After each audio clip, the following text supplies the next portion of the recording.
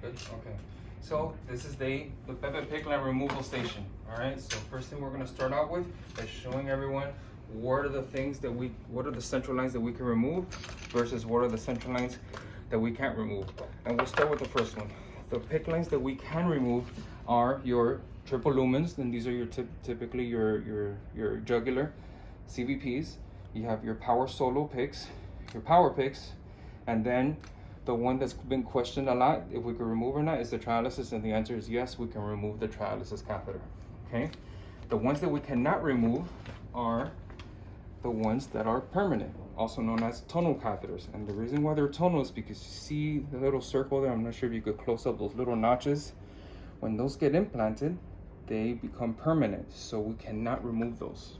Okay, so typically they are inserted in the chest area, and you can feel, you could palpate and feel the little notch or the little bump, so you will know it's tonal and that it's permanent. We do not remove those.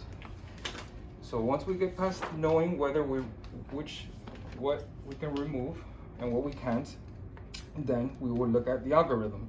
So in the event that we have a removal, in order for a removal, we have to follow the EBCC protocol. Okay, now the EBCC protocol looks it looks simple, but I'll simplify it even more. We check two lab values. We check our platelets to make sure they're above 20 or 20,000, and we check to make sure the INR is below 2. The results have to be within the last 5 days. If we do not fall into those parameters, then we will follow up with a physician. We'll escalate it, and then we'll allow the physician to make a decision. Do we go ahead and remove it anyway, and maybe we just apply a little more pressure, or we'll work around it, or do we get some labs or get some orders, follow the orders, and then follow up and have the DC orders, on hold until we get those things done.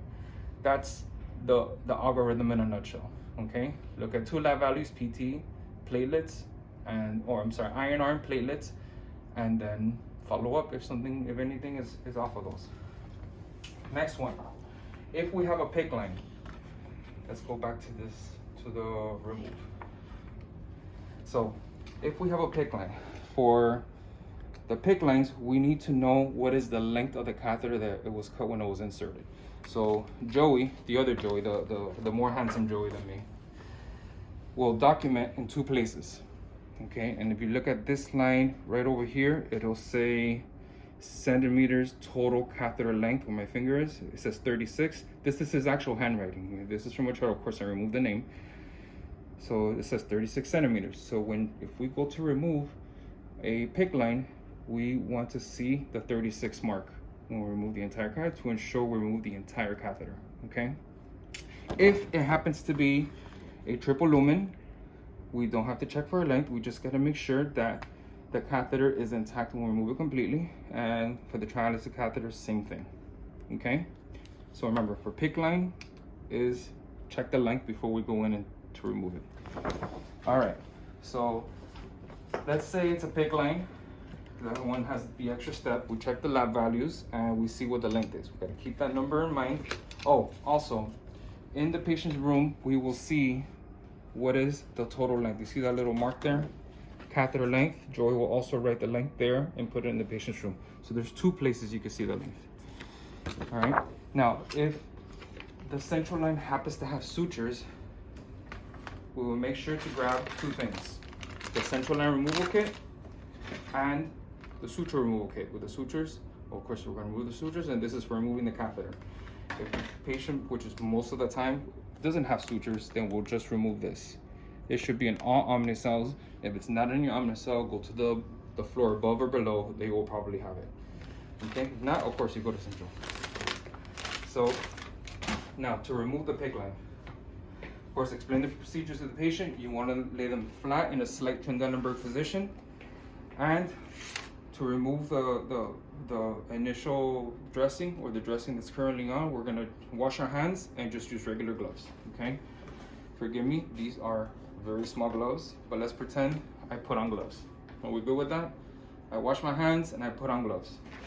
All right, always have a side table, so you have all your stuff on. You make sure you clean the side table to put your stuff on that table. And we will open up this and have this ready. So again, wash your hands, and go ahead and remove the dressing. Now to remove the dressing, this one's gonna come off easily because we've done a lot of return demonstrations, but you have to be very careful to remove it, and you also want to remove the bio patch. No, the bio patch does not come off that easily, but in this case it does because this is a perfect world. If anything, just go ahead and take it off.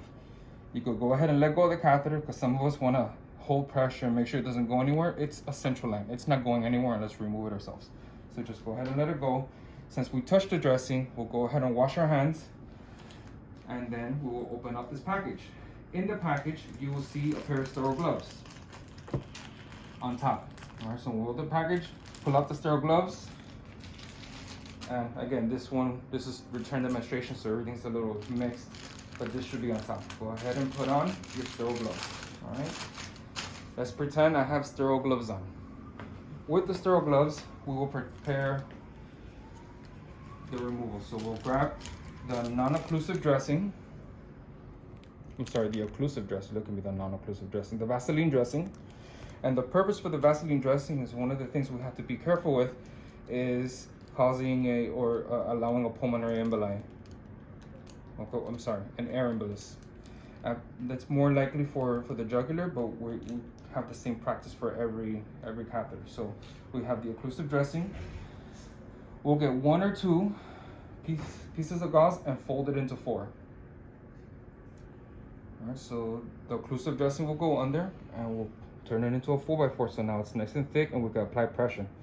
Then we'll have a piece of tape ready. The reason why you want to get a piece of tape ready is because once you're applying pressure, you only have 2 hands, and one hand is already on the applying pressure part. So I like to put the tape over, so you have the occlusive dressing, the gauze, and the tape all together ready to go.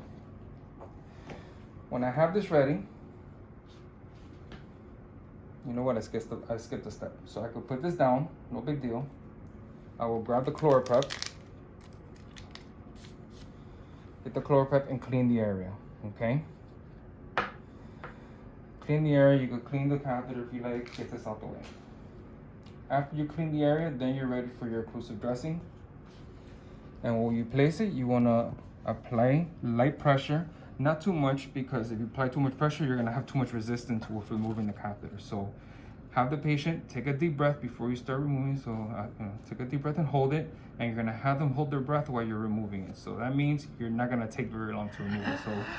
So take a deep breath, and here we go. Now notice this one has a little friction. As long as you can remove little by little, it's fine. But you see that stretch right there? You don't want that to snap. So you have to be very careful. If it's too hard and it's too tough, then leave it right there. Tape it down. Tape it, let the physician know that you're unable to remove the catheter because there's probably some phlebitis or something holding you back, and you need a little time for the swelling to go so you can remove it. But in this case, we have removed a little while, so I'm gonna do this to get it going. There we go. So what you wanna do while you're removing it, just coil it, and you wanna pull little by little. When you get the catheter out, oh, there we go. Of course, because I'm on camera, this is acting all crazy. All right, you wanna look for the number. And typically, I'm gonna let go here. You will see the little dots. It's a little faint because we need to get a new catheter ready because we've done so many. But that'll be 30, and then the next will be 29, then 28, and 26. So it's cut at the 30. I know the documentation said 36. This is 30. This is for us to test everyone to see if they remembered. Okay, so make sure we verify catheter length, and then if you need to culture the tip, this is the time to maybe have somebody with you, and they could cut off about 4 or 5 centimeters and put the tip in a sterile specimen cup. And we're gonna apply pressure for at least 30 seconds according to the instructions.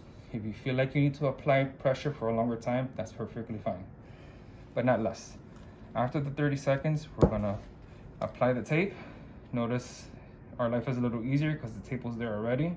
Instead of having it here or having it there still on the roll, and then you have to try to roll it and you're trying to two-hand it, this makes your life a little easier when you have it ready. So apply the pressure, and what we're gonna do is tell the patient to stay laying flat for at least 15 minutes. And then, since most of the time they're gonna go home, so tell them if they want to shower, it's okay, but to make sure to cover it, not to remove this for the next 24 hours. And we're not done with the patient yet, okay? Because we have to look for signs and symptoms of an air embolus. So we will come back in about 10-15 minutes and take vital signs, assess the patient's mental status, okay, see how everything's going. We'll make sure blood is not saturating through the dressing. If it is, don't remove it. Add more gauze and continue applying pressure and tell them to stay laying flat in a slight transverse position longer. All right. I think that is everything. I wonder if I'm missing anything. No, I think that is all. All right. And that is it.